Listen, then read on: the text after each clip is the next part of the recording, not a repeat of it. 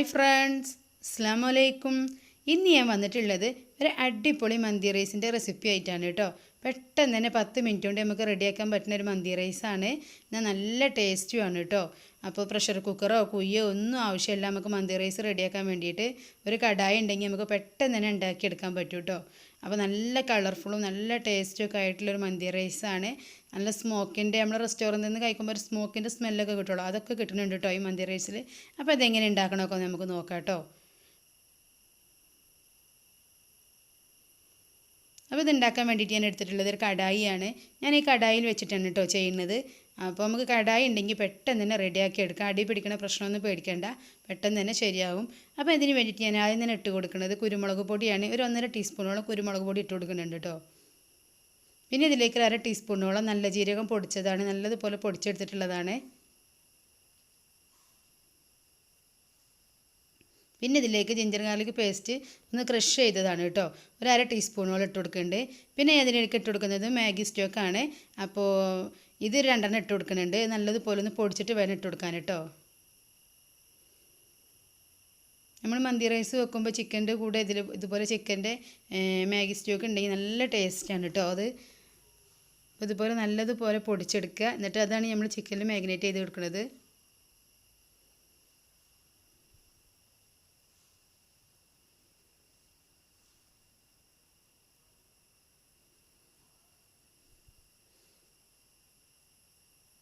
ഇതിലേക്ക് ഞാൻ ഒഴിച്ചു കൊടുക്കുന്നത് ഓയിലാണ്. ഒരു കപ്പോളം ഞാൻ ഓയിൽ ഒഴിച്ചു കൊടുക്കുന്നുണ്ട് കേട്ടോ. ഇത് റൈസിനും ചിക്കനും പാടുള്ള ഓയിലാണ്. ഇനി ഇതിലേക്ക് നമ്മൾ സെപ്പറേറ്റ് ആയിട്ട് ഓയിലൊന്നും ചേർക്കണില്ല കേട്ടോ. പിന്നെ ഇതിലേക്ക് ഞാൻ ഇത്തിരി ഫുഡ് കളർ യൂസ് ചെയ്യുന്നുണ്ട്, കാരണം ചിക്കന് നല്ലൊരു കളറൊക്കെ കിട്ടാൻ വേണ്ടിയിട്ടാണ്. ഇനി നമുക്ക് ഇതിലേക്കുള്ള ചിക്കൻ ഇട്ട് കൊടുക്കാം.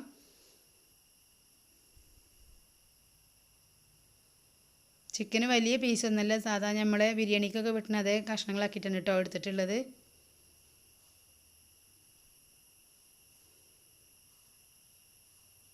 ഇനി നമുക്ക് നല്ലതുപോലെ ഒന്ന് തേച്ച് പിടിപ്പിക്കണം. ഇതിലെ മസാലകളും കുരുമുളക് പൊടിയും കളറും എല്ലാം ചിക്കനിലാകും വിധം നല്ലോണം ഒന്ന് മസാജ് ചെയ്തിട്ട് തേച്ച് പിടിപ്പിച്ചെടുക്കണം കേട്ടോ.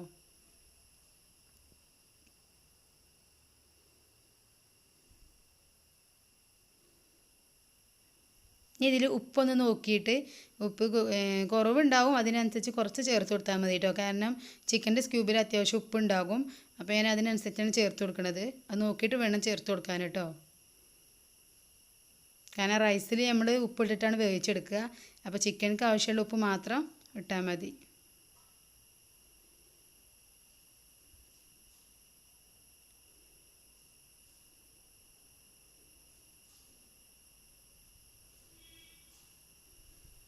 അപ്പോൾ ഞാൻ നല്ലതുപോലെ ഒന്ന് തേച്ച് പിടിപ്പിച്ചൊക്കെ റെഡിയാക്കി വെച്ചിട്ടുണ്ട്.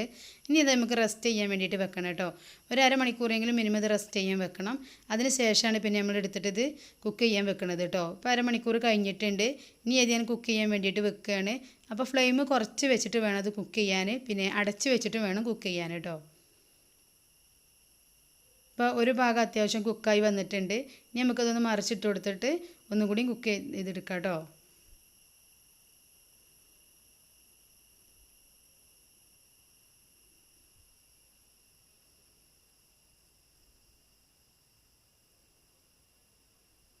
ഈ സമയം കൊണ്ട് തന്നെ നമുക്ക് റൈസ് വേവിക്കാൻ വേണ്ടിയിട്ട് വെക്കാം കേട്ടോ. ഞാൻ ഇതിലേക്ക് ബസ്മതി റൈസാണ് എടുക്കുന്നത്.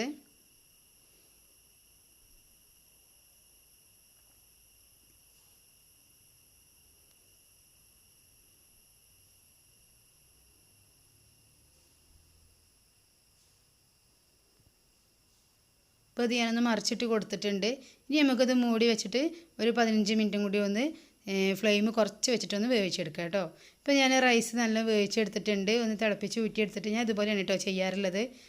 അപ്പോൾ ഞാൻ ഈ റൈസ് തിളപ്പിച്ചെടുത്തപ്പോൾ ഞാൻ അതിലേക്ക് പട്ടയും ഗ്രാമ്പും ഏലയും പിന്നെ ബ്ലാക്ക് ലെമണൊക്കെ ഇട്ടിട്ടുണ്ടായിരുന്നു കേട്ടോ. ഇതെടുത്തിട്ടാണ് ഞാൻ തിളപ്പിച്ചെടുത്തിട്ടുള്ളത്. ആ ചോറിന് വേണ്ട ഉപ്പ് ഇട്ടിട്ടുണ്ടായിരുന്നു. ഇപ്പോൾ നമ്മൾ ചിക്കൻ നല്ലതുപോലെ വെന്തിട്ടുണ്ട്. ഇനി നമ്മളിതിൻ്റെ മുകളിലേക്കാണ് നമ്മൾ റൈസ് ഇട്ട് കൊടുക്കുന്നത്.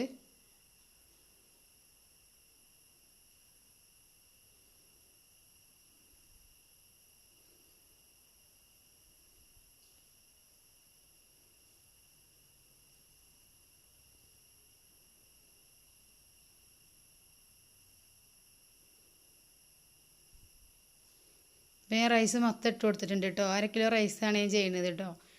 ഇനി ഇതിൻ്റെ മുകളിൽ വേണ്ടിയിട്ട് നമുക്കൊരു കളറ് കിട്ടാൻ വേണ്ടിയിട്ട് ഞാൻ ഇത്തിരി മഞ്ഞൾപ്പൊടി കലക്കിയിട്ട് ഒഴിച്ച് കൊടുക്കുന്നുണ്ട് കേട്ടോ. ഫുഡ് കളർ വേണമെങ്കിൽ യൂസ് ചെയ്യാം. ഞാൻ ഇപ്പോൾ മഞ്ഞൾപ്പൊടി കലക്കിയിട്ടാണ് ഒഴിച്ച് കൊടുക്കുന്നത്. ഇനി ഇതിൻ്റെ മുകളിൽ നമുക്കൊന്ന് സ്മോക്ക് ചെയ്യാൻ വേണ്ടിയിട്ട് വെക്കുകയും വേണം. അപ്പോൾ ഞാനൊരു പച്ചമുളക്, ഒരു 4-5 പച്ചമുളക് ഇതുപോലെ കുത്തി വെച്ച് കൊടുക്കുന്നുണ്ട് കേട്ടോ. ഇത് ഞാൻ നല്ല ദമ്മായി വരുമ്പോൾ പച്ചമുളകിനൊക്കെ നല്ലൊരു സ്മെല്ലാണ് കേട്ടോ. അപ്പോൾ ഇതുപോലെ ഒരു പാത്രം വെച്ചിട്ട് അതിൻ്റെ മുകളിൽ ഞാൻ ഒരു ചാർക്കോൾ വെച്ച് കൊടുക്കുന്നുണ്ട് കേട്ടോ. ഈ ചാർക്കോൾ നല്ലതുപോലെ സ്റ്റൗവിൽ വെച്ച് കത്തിച്ചെടുത്തിട്ട് പിന്നെ ഇതിൻ്റെ മുകളിൽ കുറച്ച് ഓയിൽ ഒഴിച്ച് കൊടുത്താൽ മതി. അപ്പോൾ നല്ലതുപോലെ പുകഞ്ഞ് വരും കേട്ടോ. അതുപോലെ കുറച്ച് ഓയിലൊന്ന് ഒഴിച്ച് കൊടുക്കുക. അപ്പോൾ നല്ലതുപോലെ ഒന്ന് പുകഞ്ഞ് വരും. ആ പുക വരുന്നതോട് കൂടി നമുക്ക് അടച്ച് വെക്കണം കേട്ടോ. അപ്പോഴാണ് നമുക്ക് ആ സ്മോക്കിൻ്റെയൊക്കെ സ്മെല്ല് കിട്ടുക. അപ്പോൾ നമ്മൾ കടയിൽ നിന്ന് കഴിക്കുമ്പോൾ നല്ലൊരു സ്മോക്കിൻ്റെ സ്മെല്ലൊക്കെ കിട്ടും. ആ സ്മെല്ല് കിട്ടുന്നത് ഇങ്ങനെയാണ് കേട്ടോ. അപ്പോൾ ഇങ്ങനെ ചെയ്താൽ മതി. ഇനി ഞാൻ ഈ പാത്രം മാറ്റിയെടുക്കുകയാണ്. അപ്പോൾ ഇത് തുറന്നപ്പോൾ തന്നെ നല്ലൊരു മണം വരുന്നുണ്ട് കേട്ടോ. അപ്പോൾ നമ്മൾ പച്ചമുളക് കണ്ട നല്ലതുപോലെ ആവിയിൽ കിടന്നിട്ട് നല്ലോണം ഒന്ന് വെന്ത് കിട്ടിയിട്ടുണ്ട് കേട്ടോ. അപ്പോൾ നമ്മൾ റൈസും അത്യാവശ്യം നല്ലതുപോലെ വെന്ത് അടിയിലൊന്നും പിടിക്കണ പേടിക്കേ വേണ്ട കേട്ടോ. ഫ്ലെയിം കുറച്ചിട്ട് ഒരു 5 മിനിറ്റ് വെച്ച് കൊടുത്താൽ മതി കേട്ടോ. അപ്പോഴേക്കും ദമ്മായി വരും.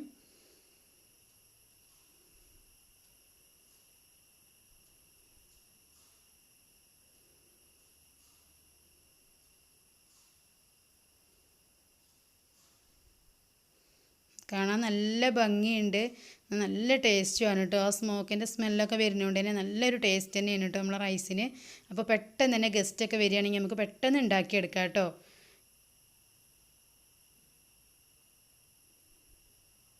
ചിക്കനൊക്കെ നല്ല സോഫ്റ്റായിട്ട് കിട്ടിയിട്ടുണ്ട്.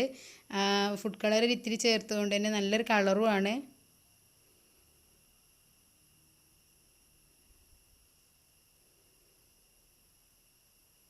അപ്പോൾ എൻ്റെ വീഡിയോ എല്ലാവർക്കും ഇഷ്ടമായി എന്ന് വിചാരിക്കുന്നു. ഇഷ്ടമായിട്ടുണ്ടെങ്കിൽ എല്ലാവരും ഒന്ന് സബ്സ്ക്രൈബ് ചെയ്തിട്ട് സപ്പോർട്ട് ചെയ്യണേ, ഷെയർ ചെയ്യണേ, കമൻറ്റ് ചെയ്യണേ. എല്ലാവരും ഇതുപോലെ ഒന്ന് ഒരു പ്രാവശ്യമെങ്കിലും ഉണ്ടാക്കി നോക്കണം കേട്ടോ.